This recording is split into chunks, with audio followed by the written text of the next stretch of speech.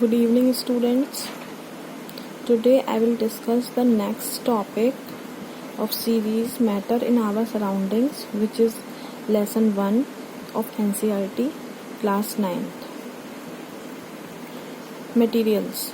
The term is used to describe a particular kind of matter. वो term जो कि matter को particular define करे वो हमारे materials कहलाते हैं. Materials are two types. मटेरियल्स जो होते हैं वो हमारे टू टाइप्स के होते हैं. Number 1 homogeneous materials and heterogeneous materials. So first of all we define about the homogeneous materials. Those materials which have same composition and same properties throughout the sample. वो मटेरियल्स जिनके पास same composition हो और same properties हो वो हमारे materials homogeneous materials कहलाते हैं.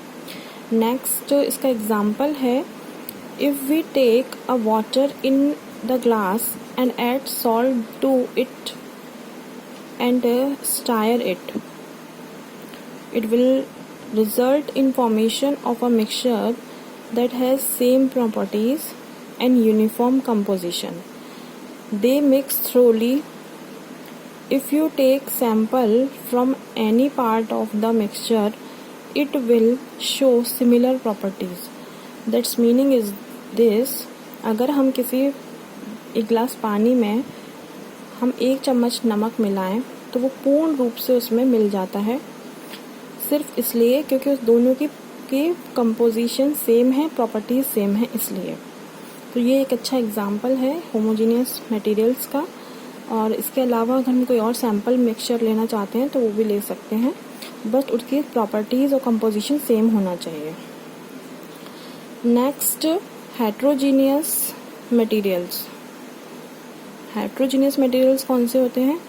Those materials which have different compositions and different properties in different parts of the sample. अलग अलग सैम्पल्स के जो पार्ट होते हैं उनकी कंपोजिशंस अलग अलग होती है और उनकी प्रॉपर्टीज़ भी अलग अलग होती है. इसी को हम कह सकते हैं कि ये हमारा हेट्रोजीनियस मटेरियल है. इसके बाद इसका नेक्स्ट एग्जांपल है, if we take same in a water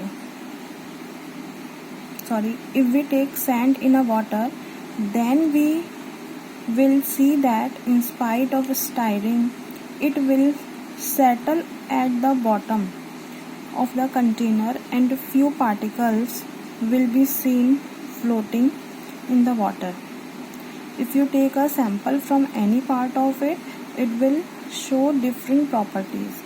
That's the meaning is that in Hindi, अगर हम वाटर में सैंड यानी बालू को मिक्स करें तो उसको मिलाने के बाद और कुछ देर अगर हम उसको रख दें तो उसके जो हमारी बालू है वो थोड़ा नीचे बैठ जाएगी, सेटल डाउन हो जाएगी बॉटम में नीचे, और जो बालू के कुछ कण हैं वो पानी में फ्लोट करते रहेंगे. लेकिन इसी तरह का अगर कोई हम सैंपल लेते हैं तो उसमें भी यही प्रॉपर्टीज़ लगेगी, because it have a different properties. Okay, thank you so much. Please like and share my videos.